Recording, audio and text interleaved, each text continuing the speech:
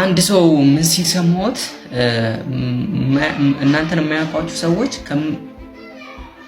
ከሚያውቋችሁ በላይ ሰፖርቲቭ ናቸው ሲል ሰማሁና ያም ማለት ነው። ለምሳሌ በሶሻል ሚዲያ ወስደው ማለት ያው እሱም እንደዛ ነገር ነው የተረዳሁትና ለምሳሌ ነው የሆነ ነገር እየሰራው ምናምን ቲክቶክ ምናምን ዩቲዩብ ስሰራ ለምሳሌ የሆነ የሚያውቁኝ ሰዎች የሆነ የሚያሳይ አይመስላችሁም? ማለት የቅርብ ሰው ሆኖ ራሱና እናንተ የሆነ ሰፖርት ለማድረግ የማይፈልግ ሰው አለ ማለት ዝም ብሎ ስክሮልና ትንሽ ላይክ ሪፖስት ምናምን ቢያደርግላችሁ ለእናንተ በጣም ምን ያክል ትልቅ እንደሆነ ያውቃል። ሪፖስቱ ምን ያክል ለእናንተ እንደሚጠቅማችሁ ያውቃል። ግን በቃ ያንን ለማድረግ ፈቃደኛ አይደለምና የሆነ ዞር ውስጥ ደግሞ ለሌላ ሰው ማለት ምንም ለማያውቀው ሰው የሆነ ነገር ሪፖስት ምናምን ብቻ የሆነ ነገር ሊያደርግ ይችላል። መብቱ ነው እኮ። ለምሳሌ አሁን የማላውቀው ሰው ሪፖስት ለምን አላደረገኝም ላይክ ለምን አላደረገኝም ብዬ አልከራከርም።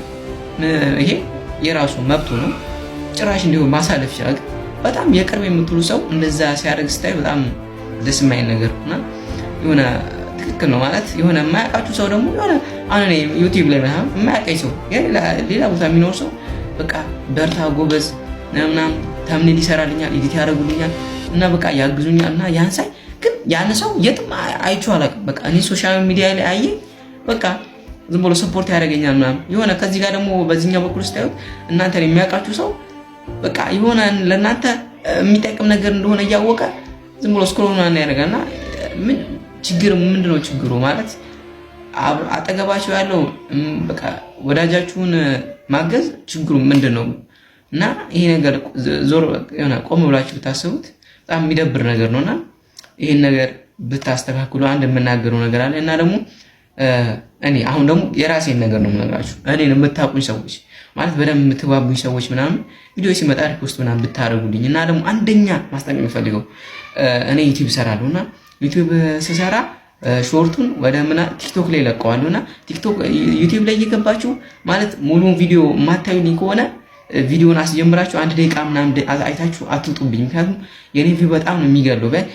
እኔ ማላቃችሁ ሰዎች ማስተካከላችሁ ግን አጠገብ ያላችሁ ሰዎች እንኳን እንደዛ እንዳታረጉ መንገር ይችላሉ ማለት ነው። በቃ ከቻላችሁ ሙሉን እንደማታዩት ከተሰማችሁ ቪዲዮን ባታስጀምሩት። ምክንያቱም 1 ደቂቃ አይታችሁ ስወጡ ዩቲዩብ ምን ያ ቪዲዮ ጎጂ ነው ማለትም ደስ የማይል ቪዲዮ ነው ጠቃሚ ቪዲዮ አይደለም ብሎ ስለሚያስበው ለሌሎች ሰዎች ጋር እንዳይደርስ ያደርግብኛል። ስለዚህ እኔ የምታውቁኝ ሰዎች ማለትም አጠገቤ በአካባቢ ያላችሁ ሰዎች የኔ ቪዲዮ ዩቲዩብ ላይ መጥቶላችሁ ሙሉ